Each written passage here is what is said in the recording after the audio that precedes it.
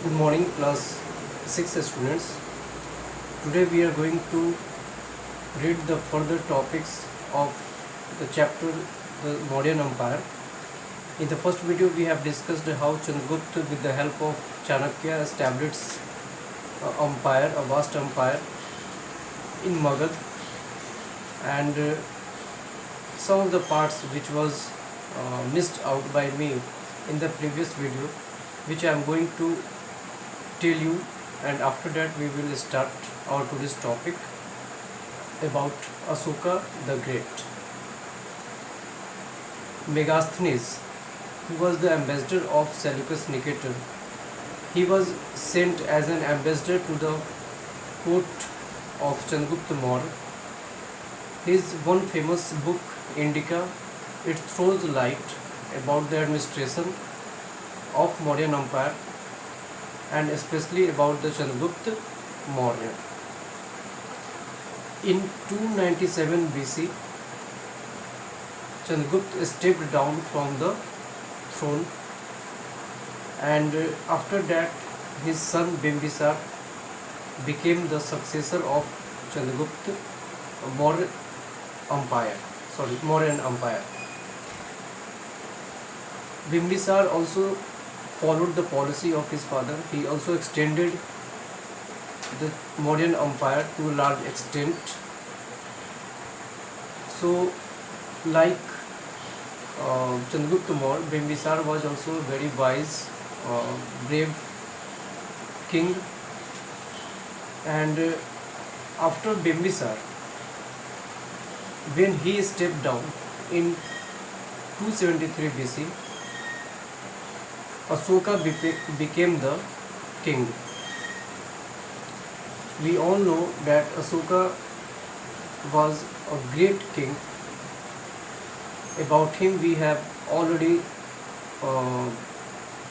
seen, actually. You might have seen the film also, the Asoka the Great. There are many serials which comes on TV about Asoka. So he is very famous king of Mauryan Empire. Why he is called Asoka the Great? After discussing the today's topic, we will come to know this. He was the first king who started talking directly to his subject peoples, to his citizens, through the inscriptions. Inscription is the literary source which give us knowledge about the past. Inscription was writing on hard surfaces like rocks, pillars, metals. So in this way, Asoka, through his inscription, started communicating directly with the people, with his citizens. But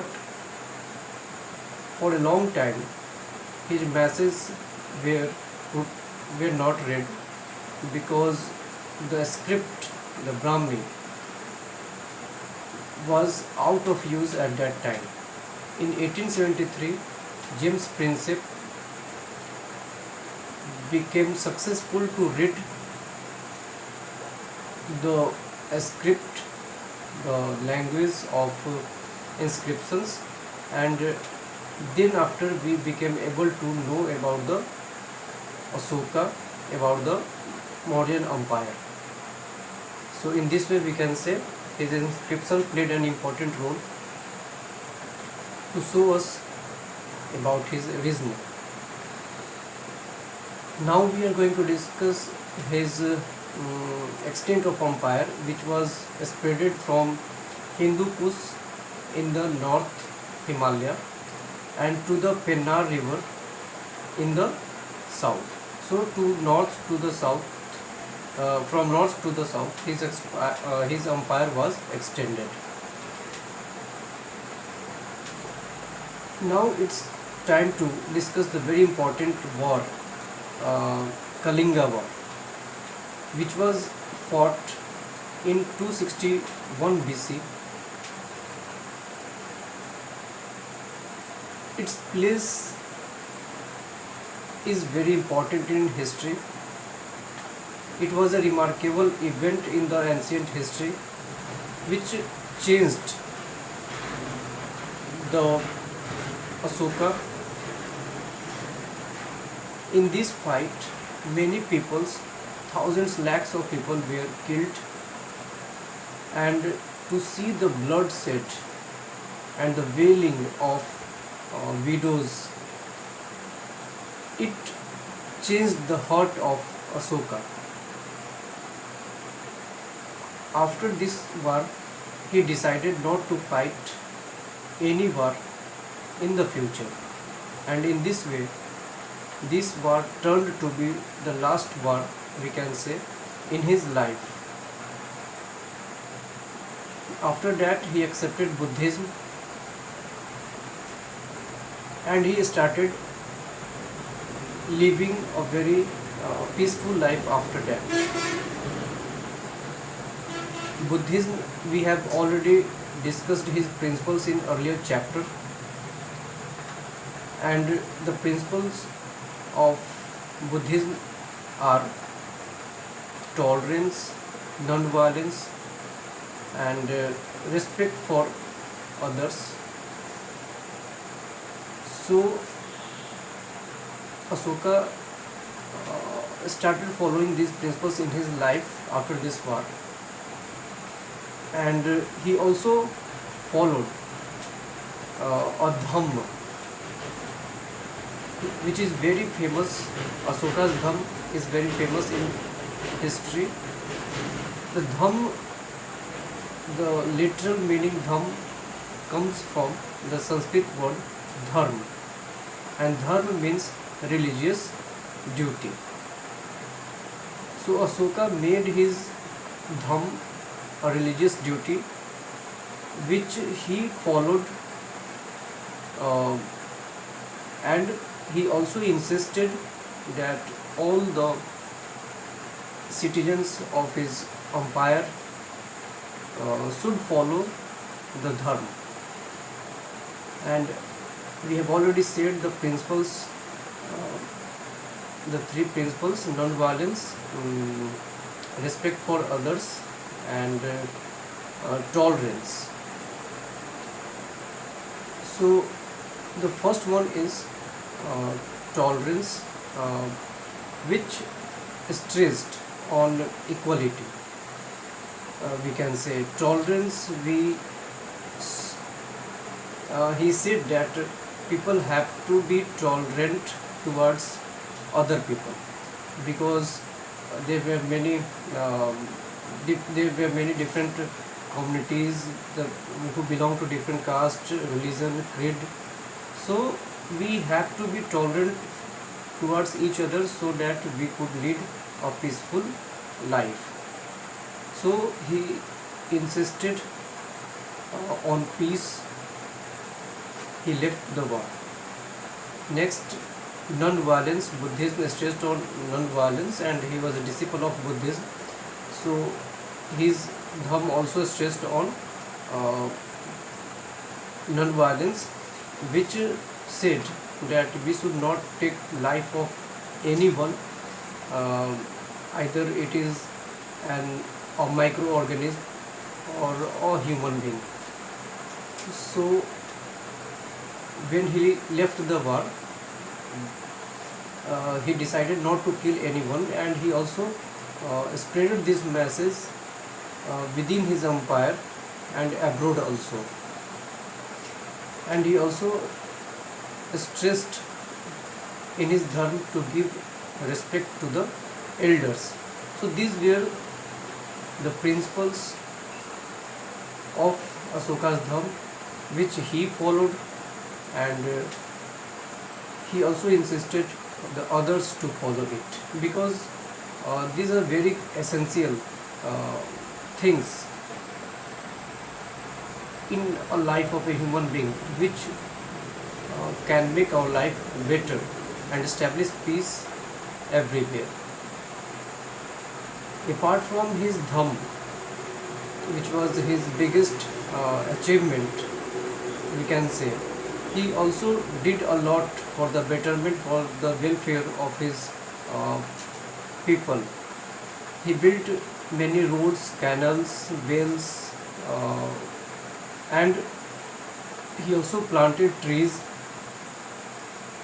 along the roadside to give shelter to the travelers. In this way, we can say that he was very much concerned, he was very much caring towards the needs of his people, and this also says about the greatness of Ashoka. After that, we are going to discuss that how Ashoka spreaded his Dham within his empire and abroad. The very first thing is edicts. Edict is like the royal orders which were inscribed on rocks, pillars, and Ashoka, whatever he used to give message to his citizens, he started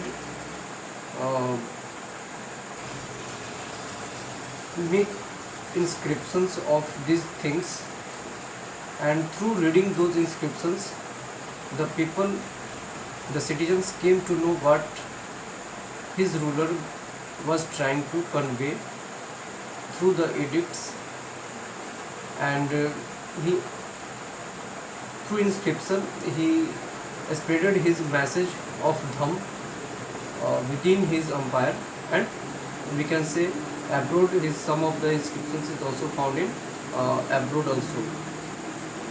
Second thing he did to spread Dham, he appointed officials called Mahamatraj. So Mahamatraj were special officers who had the responsibility to spread his Dham everywhere. He also sent Buddhist missionaries abroad to spread the message of Dham. He himself toured everywhere, and we all know that his son and daughter, he sent his children to Sri Lanka to spread the message of Dham. And in this way, we can say he was the first ruler who showed the world, to the world, that how through the message of peace and love we can make relationship with the others, we can hurt the wings of others, and without fighting any war, we can spread our ideas to the other nations also. So he became the first king who established a diplomatic relationship with Central Asian countries, with the Middle East, with Sri Lanka, Syria, and in this way India proved through Ashoka that India is a peace-loving country, and he believed it believed in peace, and through Ashoka, India spreaded the message of peace everywhere. So this was the importance of Ashoka in history. It was the important thing he did for India in the history. So in this way we have discussed about Ashoka, his inscription. We also discussed his empire, the extent of his empire. We discussed about his Dham, which he adopted after Kaling War. Kaling is also known in modern time as Odisha. So, and we Magad we have already discussed. We are talking about the ruler who belong to our state, Magad, Bihar, and the capital was Patliputra. So we should be proud on Ashok, because if we take it regional wise, Ashoka belonged to our own state, and this war changed his life, his philosophy towards the people, towards the society, and after this Kaling war, he has created his dham uh, through the efforts of different people, he himself, his children, officials, the role of inscription, edicts to spread to spread the dham. We have already discussed. So this was for today only. Thank you.